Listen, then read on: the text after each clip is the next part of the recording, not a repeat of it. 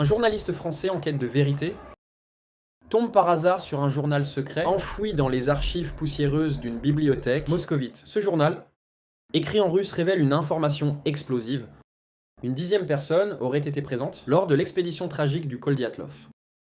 Cette révélation pourrait bien être la clé pour percer enfin le mystère qui entoure cette affaire depuis plus de 6 décennies. En 1959, 9 randonneurs russes, jeunes et intrépides, s'aventurent dans les montagnes de l'Ural pour une expédition qui devait les mener vers le sommet de l'Otorten. Mais ils ne reviendront jamais. Leurs corps sont retrouvés disséminés dans la neige, certains portant des blessures que même les enquêteurs les plus aguerris ne parviennent pas à expliquer. Leur tente, éventrée de l'intérieur, laisse entrevoir une panique soudaine et inexplicable.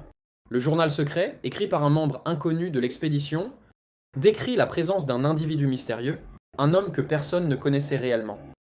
Ce personnage, selon les écrits, aurait rejoint le groupe peu avant leur départ, prétendant être un guide expérimenté. Mais ses intentions demeurent floues, et sa véritable identité n'est jamais révélée. Le texte suggère que cet homme aurait joué un rôle crucial dans les événements tragiques qui ont suivi.